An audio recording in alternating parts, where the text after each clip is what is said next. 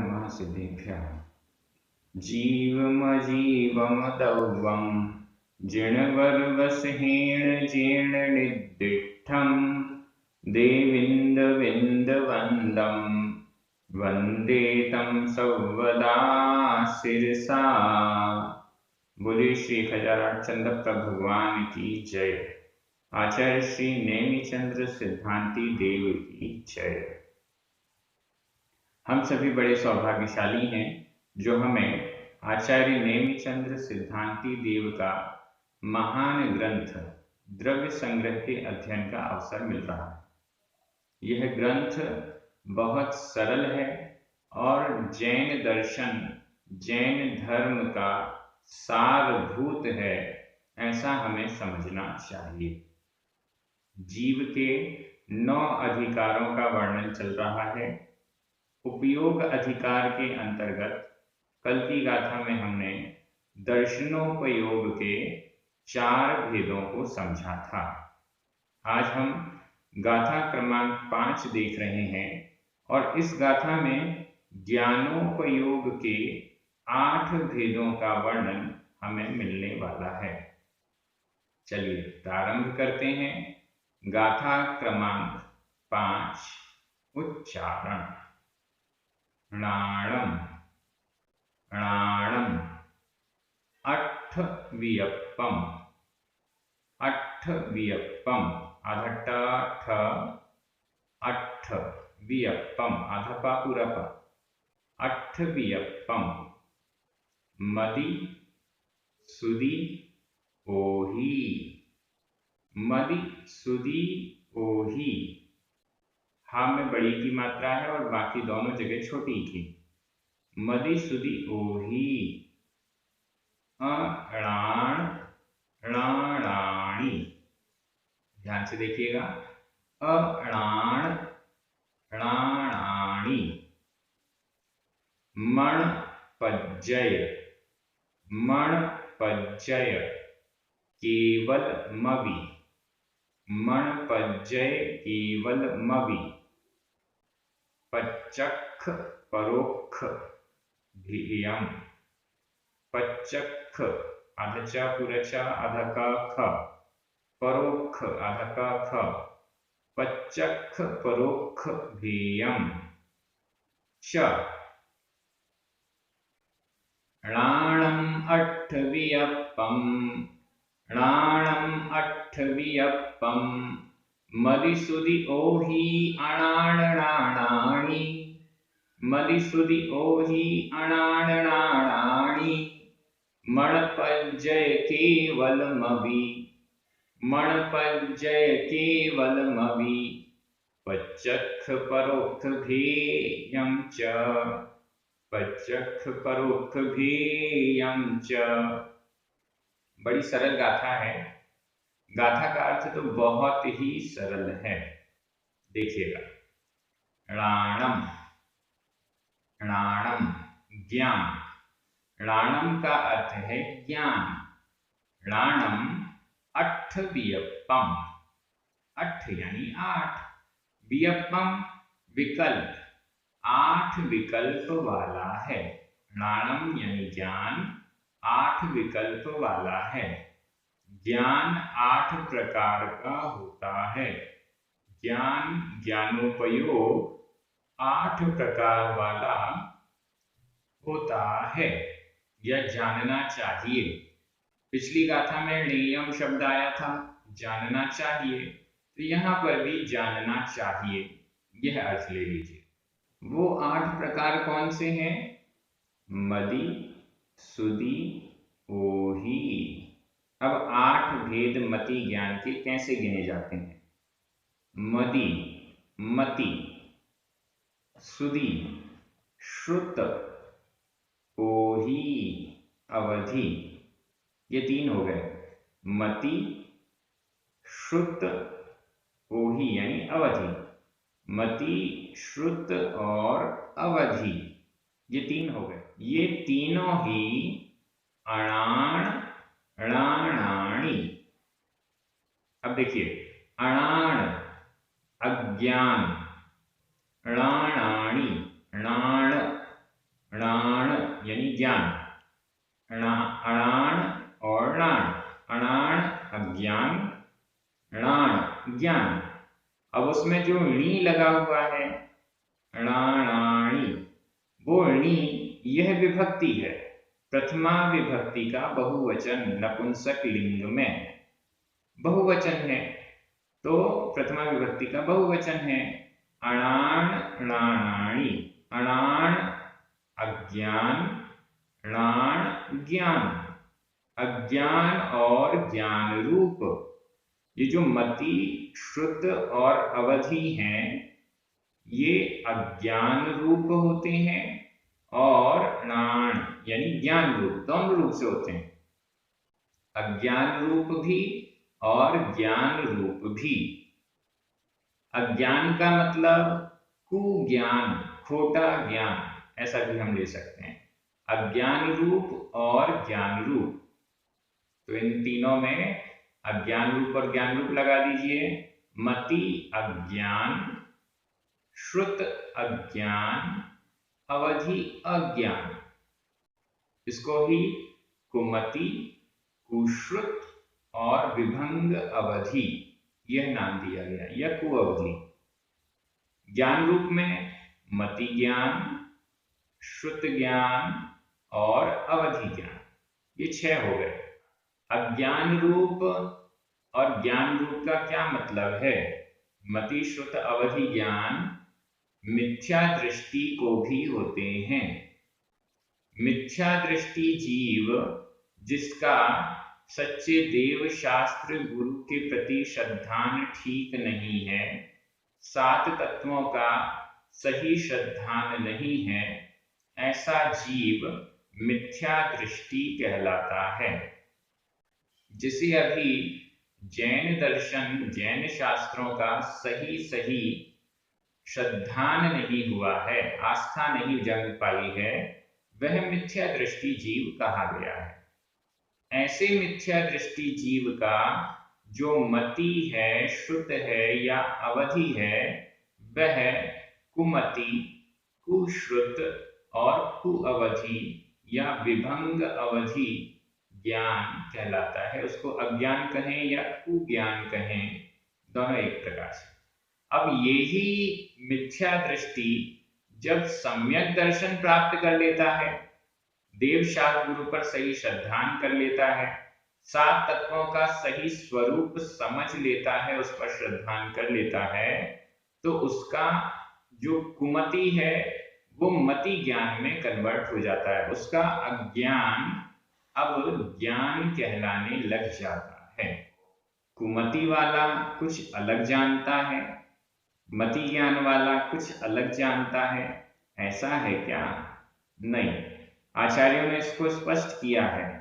जो मिथ्या दृष्टि जीव है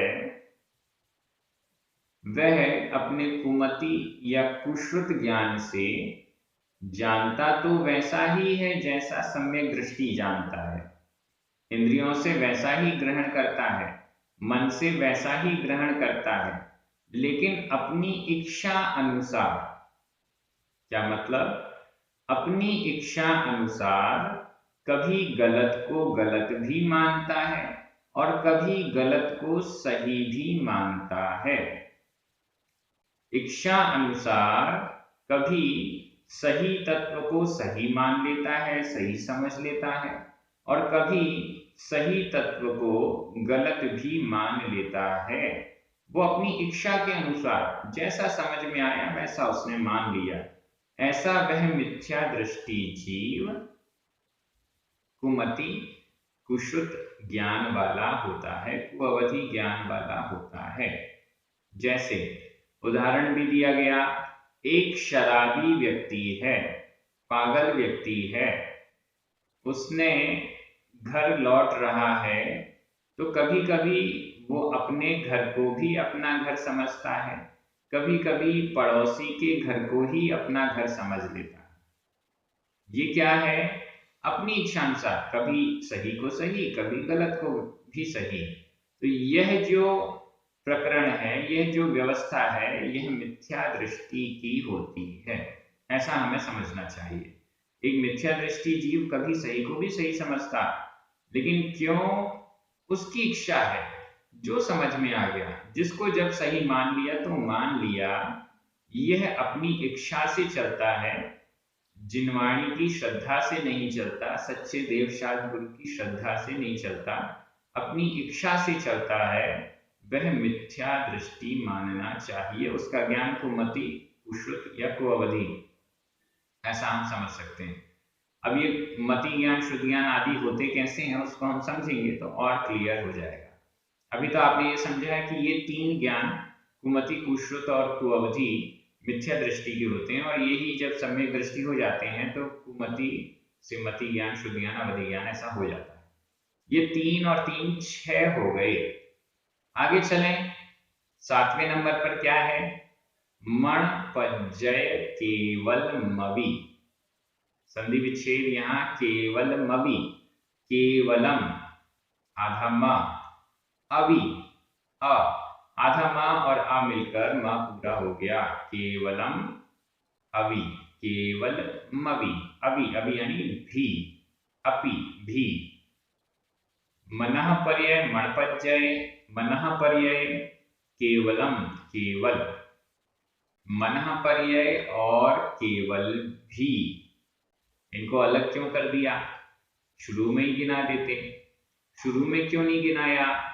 क्योंकि मति, श्रुत और अवधि ये तो अज्ञान रूप और ज्ञान रूप दो प्रकार के होते हैं, लेकिन मनः पर्याय ज्ञान और केवल ज्ञान अज्ञान रूप नहीं होता है, सिर्फ ज्ञान रूप ही होता है। इसलिए इसमें मनः पर्याय ज्ञान और केवल ज्ञान भी, ऐसा जोड़ने को कहा। तो कितने हो गए? ये टोटल हो गए 8। कुमति, कुश्रुत, कुअवधि, मति ज्ञान, शुद्ध ज्ञान, अवधि ज्ञान और मनः पर्याय ज्ञान और केवल ज्ञान, ये पूरे 8 भेद हो गए ज्ञानोपयोग के। ज्ञानोपयोग 8 प्रकार का होता है, ये नाम आप याद कर लीजिए। यहाँ मति अज्ञान मिथ्या दृष्टि जीव की अपेक्षा और मति ज्ञान सम्यक दृष्टि जीव की अपेक्षा, दोनों की परिभाषा तो बनेगी एक समान, लेकिन मिथ्या दर्शन सहित है तो मति अज्ञान या कुमति, और सम्यक दर्शन सहित है तो मति ज्ञान, ऐसा हो जाएगा। मति ज्ञान किसे कहते हैं? इंद्रिय और मन की सहायता से। आप सभी लिख लीजिएगा, जिसे याद नहीं हो वो लिखें जरूर।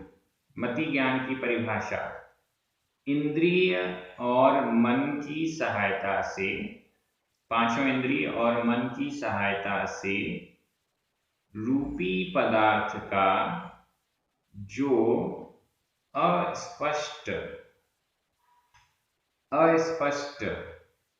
जानना होता है, उसे मति ज्ञान कहते हैं।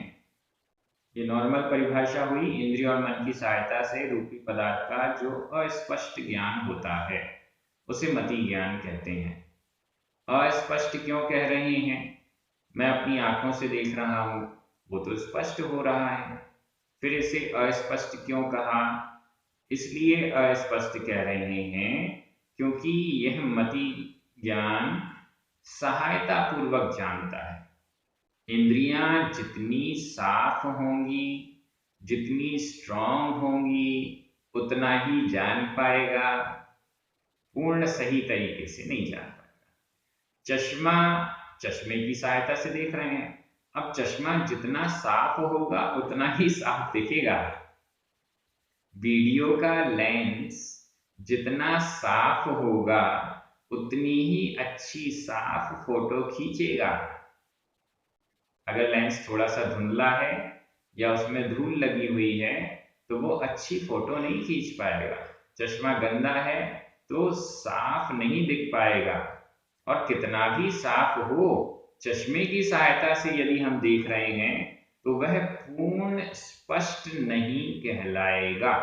इस दृष्टि से जहां पर इंद्रिय और मन की सहायता पूर्वक आत्मा जान रही है, तो यह सहायता लेना ही उसके अस्पष्टपने का कारण है। ये समझिए, मति ज्ञान और शुद्ध ज्ञान ये दोनों ही अस्पष्ट होते हैं क्योंकि इंद्रिय और मन की सहायता लेते हैं, ऐसा समझना है। तो मति ज्ञान की परिभाषा, इंद्रिय और मन की सहायता से जो रूपी पदार्थ को अस्पष्ट विषय करता है वह मति ज्ञान है। इसमें मति ज्ञानावरण कर्म का क्षयोक्षम चाहिए, इंद्रियों के भी सहायता चाहिए, शक्ति भी चाहिए और भी बहुत सारी चीजें चाहिए जिससे मति ज्ञान अच्छे से काम करता है। किसी की मति बुद्धि बहुत तेज होती है, बहुत जल्दी याद हो जाता है, बहुत लंबे तक याद रहता है, ऐसी बहुत सारी वैरायटीज मति ज्ञान में होती हैं। मति, स्मृति, चिंता, अभिनिबोध इत्यादि ये सब मति ज्ञान के अंतर्गत आते हैं।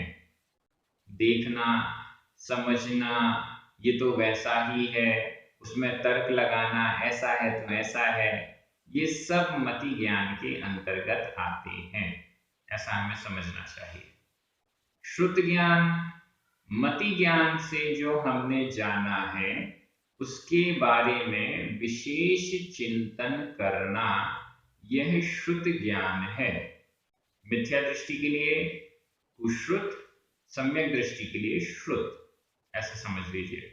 मति ज्ञान से हमने देखा, कोई पदार्थ देखा, अब इस पर हम विचार कर रहे हैं ये पदार्थ क्या है, कैसा है, ये सब चिंतन जो मति ज्ञान के बाद होता है उसकी संज्ञा श्रुत ज्ञान दी गई है। मति ज्ञान में जो परिभाषा बनी वही शुद्ध ज्ञान में है। मति ज्ञान में इंद्रिय और मन की सहायता से जाना और इसके बाद फिर विशेष चिंतन, इसको शुद्ध ज्ञान कहा गया है।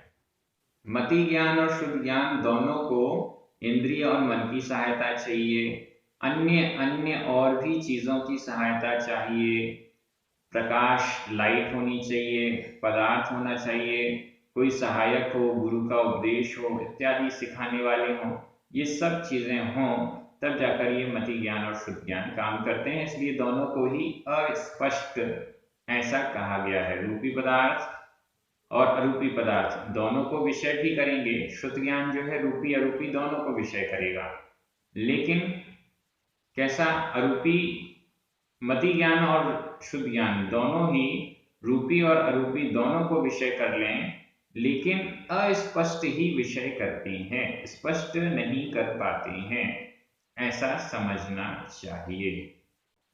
तीसरे नंबर पर है अवधि ज्ञान। सम्यक दृष्टि का अवधि ज्ञान, मिथ्या दृष्टि का कुअवधि या विभंग अवधि या विभंग ज्ञान भी कहते हैं। यह अवधि ज्ञान कैसा है? यह इंद्रिय और मन की सहायता नहीं लेता है, आत्मा से डायरेक्ट होता है। जानने वाला कौन है? जानने वाली तो आत्मा है, जानने वाला तो मैं हूं, लेकिन आत्मा इंद्रियों की सहायता लेती है। हम हमारी बात कर रहे हैं, आंखों से हम देखते हैं, आंखें बंद कर लेंगे तो हमें दिखना बंद हो जाएगा। कान से हम सुनते हैं, स्पर्शन इंद्री से स्पर्श करते हैं, रसना इंद्री से रस का स्वाद हमें आता है, बाकी स्थानों से नहीं आता है। तो ये क्या है? इनकी सहायता से आत्मा जानती है। जैसे चश्मा, चश्मे की सहायता से मैं देखता हूं। जैसे माइक्रोस्कोप, माइक्रोस्कोप की सहायता से छोटे छोटे चीजों को भी देखता हूं। जैसे टेलीस्कोप, टेलीस्कोप की सहायता से दूर दूर वाली चीजों को भी पास पास करके देख लेता हूं। देखने वाला मैं हूं, आत्मा है, लेकिन इंद्रिय और मन ये सहायता करते हैं, बाह्य उपकरण हैं, शरीर का हिस्सा है, पौद्गलिक है, उद्गल से संबंधित है, ऐसा समझना चाहिए। मशीन है, एक प्रकार की मशीन है, यह समझना चाहिए। तो मति ज्ञान और शुद्ध ज्ञान में तो सहायता होती है, लेकिन अवधि ज्ञान में इंद्रिय और मन की कोई सहायता नहीं होती, आत्मा डायरेक्ट जानती है। क्या जानती है? उसका सब्जेक्ट क्या है? रूपी पदार्थ। मति ज्ञान शुद्ध ज्ञान तो रूपी अरूपी दोनों को जानता है, लेकिन अवधि ज्ञान सिर्फ रूपी पदार्थ को जानता है, और वह भी द्रव्य, क्षेत्र, काल, भव, भाव इत्यादि मर्यादाओं को लेकर, लिमिटेशंस को लेकर, सीमा को लेकर जानता है। असीम नहीं जानता है, सीमित जानता है, वह अवधि ज्ञान है। अवधि ज्ञान मिथ्या दृष्टि है तो कुअवधि, सम्यक दृष्टि है तो अवधि ज्ञान। इसके बाद मनःपर्यय ज्ञान और केवल ज्ञान। मनःपर्यय ज्ञान और केवल ज्ञान कभी मिथ्या नहीं होते, क्योंकि मनःपर्यय ज्ञान तो महान तपस्वी मुनिराजों को ही होता है, और ये सम्यक दृष्टि ही होते हैं। केवल ज्ञान तो बहुत तपस्या करने के बाद, ध्यान लगाने के बाद, मोहनी कर्म को नष्ट करने के बाद, जो 3 ज्ञानावर्णी, दर्शनावर्णी और अंतराय ये घातीय कर्म हैं, इनको भी नष्ट करने के बाद केवल ज्ञान उत्पन्न होता है। तो मिथ्या दर्शन की तो बात ही नहीं आती। ये मनःपर्यय ज्ञान और केवल ज्ञान सम्यक दृष्टि, सम्यक दर्शन के बिना होते नहीं, इसलिए ज्ञान है, अज्ञान रूप से नहीं है, यह समझना चाहिए। मनःपर्यय ज्ञान, मनःपर्यय ज्ञानी मुनिराज होते हैं, मुनियों को ही मनःपर्यय ज्ञान होता है। मनःपर्यय ज्ञानी मुनिराज दूसरे के या अपने मन में स्थित पदार्थ को जान लेते हैं। मनःपर्यय ज्ञान की परिभाषा दूसरे अथवा स्वयं के मन में स्थित पदार्थ को जान लेना, यह मनःपर्यय ज्ञान का कार्य है। तो मनःपर्यय ज्ञान हो गया, और फिर केवल ज्ञान। केवल ज्ञान तो सर्वश्रेष्ठ है। ज्ञानावर्णी कर्म के पूर्ण क्षय होने पर केवल ज्ञान होता है। मति ज्ञान, शुद्ध ज्ञान, अवधि ज्ञान, मनःपर्यय ज्ञान और मनःपर्यय ज्ञान, ये चारों ज्ञान तो क्षयोपशम से होते हैं। मति ज्ञानावरण के क्षयोपशम से, शुद्ध ज्ञानावरण कर्म के क्षयोपशम से, अवधि ज्ञानावरण कर्म के क्षयोपशम से, मनःपर्यय ज्ञानावरण कर्म के क्षयोपशम से।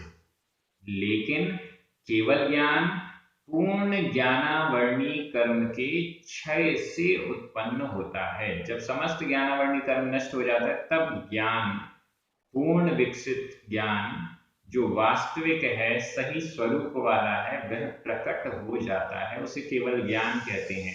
इस केवल ज्ञान के द्वारा जितने भी पदार्थ इस 3 लोक में, अलोक में हैं, लोक और अलोक संपूर्ण को वे जानते हैं। समस्त द्रव्यों की भूतकालीन, वर्तमानकालीन और भविष्यकालीन जितनी भी पर्यायें हैं, उन सब को विषय करते हैं, उन सब को जानते हैं, वे सर्वज्ञ कहलाते हैं। यह केवल ज्ञान है, और वो भी एक ही समय में। ऐसा नहीं थोड़ा अभी जाना, थोड़ा कल जाना, ऐसा नहीं। एक ही समय में सभी द्रव्यों की अनंत पर्यायें जो भी उपलब्ध हैं, वो सब उनके ज्ञान में झलक जाती हैं। ऐसा समझना चाहिए। तो मति ज्ञान, शुद्ध ज्ञान, अवधि ज्ञान और मनःपर्यय ज्ञान, ये तो कुछ कुछ सब्जेक्ट्स वाले हैं, लेकिन केवल ज्ञान अनलिमिटेड या फुल सब्जेक्ट वाला है। जितने भी जानने योग्य पदार्थ हैं, उन सब को जानता है, ऐसा समझना चाहिए। तो ये 8 ज्ञान हो गए। अब एक प्रश्न यहां पर आता है, ज्ञान को ज्ञानोपयोग में लिया, ये तो ठीक है, अज्ञान को क्यों ज्ञानोपयोग में ले लिया? प्रश्न ठीक है ना? ज्ञान को तो ज्ञानोपयोग में लिया, लेकिन अज्ञान को क्यों ले लिया? तो इसको हम ऐसे समझें, ये अज्ञान मिथ्या ज्ञान है। ज्ञान तो है लेकिन मिथ्या है, इसलिए इनको ले लिया है। मिथ्या है मतलब कुछ, जैसे हम कह सकते हैं कि जैसे फल तो है लेकिन कुछ सड़ा हुआ फल है। अब फल में गिनती तो आएगी। मान लीजिए हम सेब की एक पेटी लेके आए, उस पेटी में 10 सेब के फल सड़े हुए हैं। जो कि हमारे काम के नहीं है, अच्छे नहीं है, तो वो सब कहलाएंगे तो फल ही, उनकी गिनती तो फल में ही होगी, लेकिन ये सड़े फल हैं। उसी प्रकार से कुमति, कुश्रुत और विभंग अवधि है, ये तीनों ही हैं तो ज्ञान, लेकिन इनकी क्वालिटी ठीक नहीं है। कुमति कुश्रुत अवधि हैं, सड़े हुए हैं, खराब हैं, मिथ्या दर्शन से युक्त हैं, ऐसा समझना चाहिए। अब चौथा चरण, पच्चख परोक्ष भेयम च यानी और, पच्चख परोक्ष भेयम, ये 8 प्रकार का जो ज्ञानोपयोग है वह पच्चख परोक्ष भेयम। पच्चख प्रत्यक्ष, परोक्ष परोक्ष, भेयम भेद वाला, प्रत्यक्ष और परोक्ष भेद वाला है। ये जो 8 प्रकार का ज्ञानोपयोग है, इसमें से 4 ज्ञान तो प्रत्यक्ष हैं और 4 परोक्ष हैं, ऐसा समझना चाहिए। प्रत्यक्ष की परिभाषा क्या है, परोक्ष की परिभाषा क्या है, ये भी आप नोट कर सकते हैं। प्रत्यक्ष, जहां पर आत्मा डायरेक्ट इंद्रिय और मन की सहायता के बिना आत्मा डायरेक्ट पदार्थ को स्पष्ट जानता है, विशद जानता है, स्पष्ट जानता है, उसे प्रत्यक्ष ज्ञान कहते हैं। और जहां पर जो ज्ञान इंद्रिय और मन की सहायता पूर्वक अस्पष्ट जानता है, उसे परोक्ष ज्ञान कहते हैं। मति ज्ञान, श्रुत ज्ञान, कुमति और कुश्रुत, ये 4 इंद्रिय और मन की सहायता से जानते हैं, इसलिए इनको परोक्ष कहते हैं।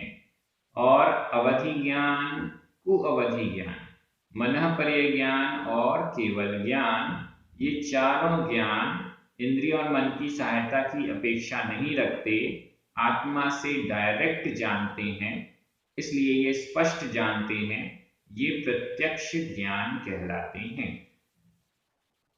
इसलिए पच्चख परोक्ष भेयम च, पच्चख प्रत्यक्ष, परोक्ष परोक्ष, भेयम भेद वाले, प्रत्यक्ष और परोक्ष भेद वाले हैं, ऐसा कहना चाहिए, ऐसा कहा गया है।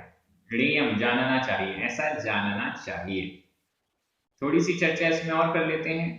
मति ज्ञान और शुद्ध ज्ञान को अन्य मतावलंबी प्रत्यक्ष कहते हैं, हमारे यहाँ इसको परोक्ष कहा गया है। यहाँ पर हमारे जो जैन दर्शन के न्याय के आचार्य हुए हैं, न्याय शास्त्रों के आचार्य हुए हैं, उन्होंने इस मति शुद्ध ज्ञान को, मति ज्ञान और शुद्ध ज्ञान को साम व्यवहारिक प्रत्यक्ष भी कहा है। वैसे तो ये परोक्ष ज्ञान है क्योंकि इंद्रिय और मन की सहायता से होता है, लेकिन इसे साम व्यवहारिक प्रत्यक्ष भी कहते हैं।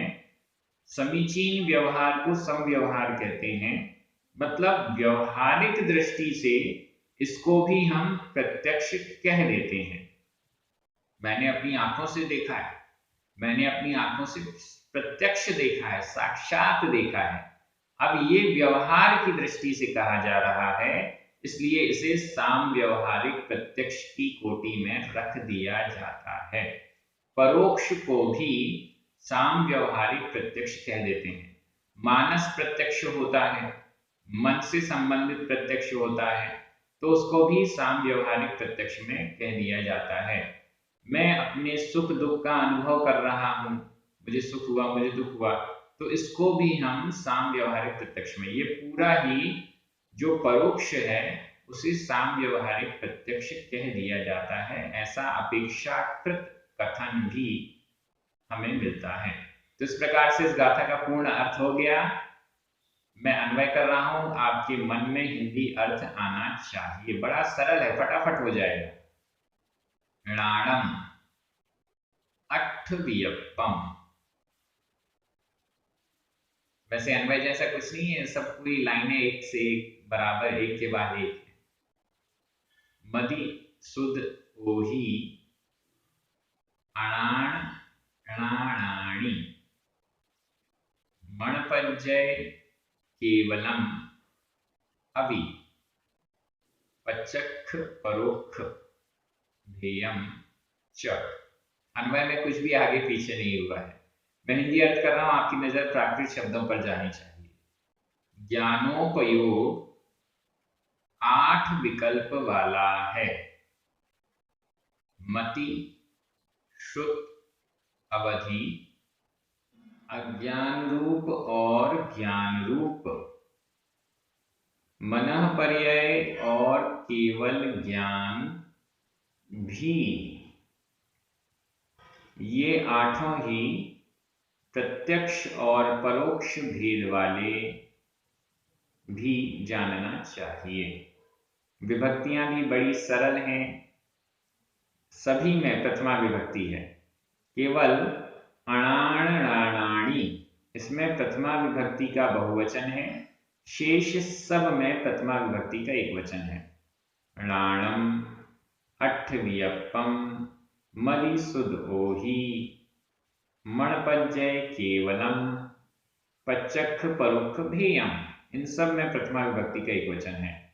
अवि और च ये दोनों ही अव्यय हैं, इसमें विभक्तियां नहीं होती हैं। इस प्रकार से इस गाथा का अर्थ भी पूर्ण हो गया। बड़ी अच्छी व्याख्याएं, 8 ज्ञानोपयोग के 8 भेदों की हमने समझ ली। प्रत्यक्ष क्या होता है, परोक्ष क्या होता है, ये हमने सब समझ लिया। आज का प्रश्न भी बहुत सरल है। आपके पास इन 8 ज्ञानोपयोग में से कौन कौन सा ज्ञान अथवा अज्ञान है, ये आपको कमेंट बॉक्स में उत्तर के रूप में लिखना है। पहले संख्या लिखिएगा और फिर उनके नाम लिखिएगा। कल के प्रश्न का जवाब भी कई लोगों ने बहुत अच्छे से दिया। उसका उत्तर चक्षु दर्शन और अचक्षु दर्शन है, क्योंकि किसी के पास अवधि दर्शन तो है नहीं और केवल दर्शन भी नहीं है, तो ये 2 ही दर्शन होते हैं। आज के प्रश्न का उत्तर भी मैं आपको कल दूंगा, लेकिन कमेंट बॉक्स में आपको सबको लिखना है। आप सभी बहुत अच्छे से अध्ययन कर रहे हैं, एक दूसरे को द्रव्य संग्रह पढ़ने के लिए प्रेरित भी कर रहे हैं, ये बहुत अच्छी बात है। सभी को बहुत बहुत धन्यवाद। पुण्यार्जक परिवार को विशेष धन्यवाद। सभी को जय जिनेंद्र। जिनवाणी माता।